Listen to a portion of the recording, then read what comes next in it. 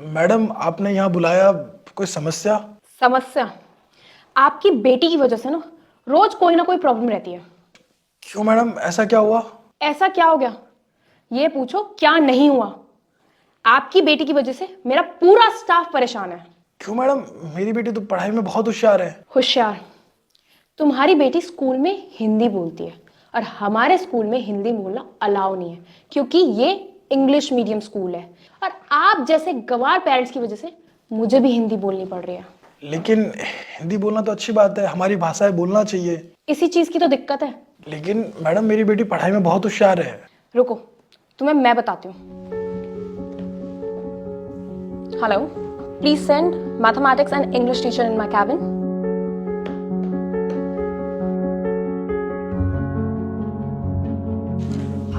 Yes ma'am. Please tell them कि इनकी बेटी की एकेडमिक परफॉर्मेंस कैसी है। एकेडमिक परफॉर्मेंस 0 है 0। जीरो में मतलब समझा नहीं। बस यही दिक्कत है, आप जैसे गवार पेरेंट्स के सामने ना कुछ भी बोल लो, आपको कुछ समझ में नहीं आने वाला। सारी गलती ना आपकी ही है। मेरी गलती कैसे? आप अपने बच्चों को इतने बड़े स्कूल में भेज देते हो, जब आपको कुछ आता नहीं तो एडमिशन क्यों करवाते हो? अरे नहीं नहीं, इन्होंने थोड़ी ना एडमिशन करवाया स्कूल में। वो होता है ना गरीब बच्चों का कोटा, उससे एडमिशन हुआ है इनका। इनकी कहाँ औकात है कि ये स्कूल में एडमिशन करवा सके। इन जैसों को तो मैं अपने स्कूल के गेट पे भी ना खड़ा होने दूं, क्लासरूम तो दूर की बात है। मैडम आप मेरी बेटी के बारे में ऐसा क्यों कह रहे हैं? ये बहुत अच्छे से पढ़ाई करती है, मन लगा के पढ़ाई करती है। तुम नहीं समझोगे बड़े स्कूल की बातें और उसका स्टैंडर्ड। तुम किसान हो ना, खेती करते हो। हाँ मैडम, मैं किसान और खेती करता हूँ। बस यही दिक्कत है, तुम जैसे ऐरे गहरे किसान, वॉचमैन, सब्जी वाले सबके सबको ना बड़े स्कूल में ही एडमिशन करवाना है। अरे तुम अपने लेवल का स्कूल क्यों नहीं ढूंढते? तुम्हारे लिए बनाए गए ना वो सस्ते सड़क छाप स्कूल, वो तुम्हारे लेवल के हैं। उसमें अपने बच्चों को पढ़ाओ। वहां पर कोई भी लैंग्वेज यूज होती है, हिंदी, लोकल लैंग्वेज, लेकिन हमारे स्कूल में ना सिर्फ इंग्लिश यूज होती है। देखो, तुम किसान हो और खेती करते हो, आगे चलकर तुम्हारे बच्चे भी यही करेंगे। ना तुम्हें कुछ आता है और ना तुम्हारी बेटी को। Farmer plays an important role. Farmers are often called the backbone of every country. They provide food to whole country.